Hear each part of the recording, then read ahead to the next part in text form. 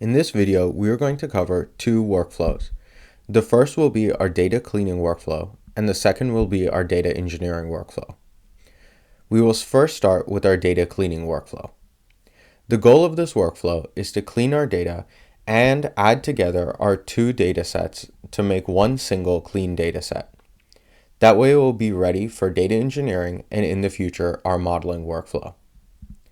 The first thing we want to do is to deal with our string functions, or our string columns.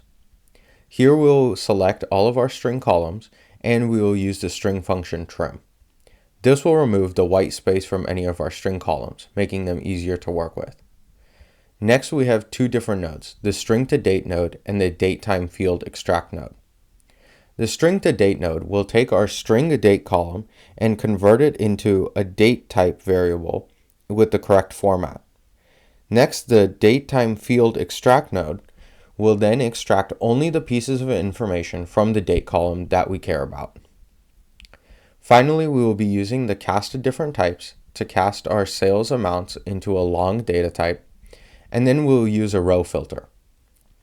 In the exploratory data analysis workflow that we covered earlier, we found that we had an issue where some of the stores or our customers had invoices with negative sales amounts. Here we are using the row filter to only take those with positive sales amount figures.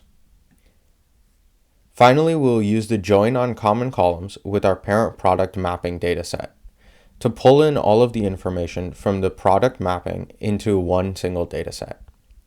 Finally, we will use the save to CSV node to save our clean invoice data back to our HDFS. Now let's take a look at our data engineering workflow. In our data engineering workflow, we are now calculating unique values for each of our columns based on the information already available that we took a look at in our exploratory data analysis. This workflow looks complicated at first, but follows a similar pattern for each row. First, we start with our SQL nodes.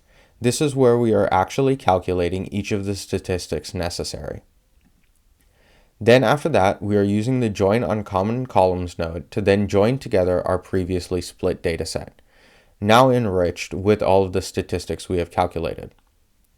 Specifically, here is the list of the features we are calculating.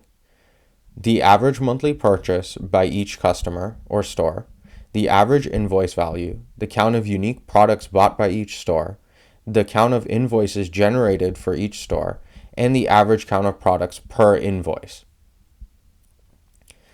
Now that we have enriched our data, we are ready to move into modeling, which we will cover in the next video. Thank you for listening.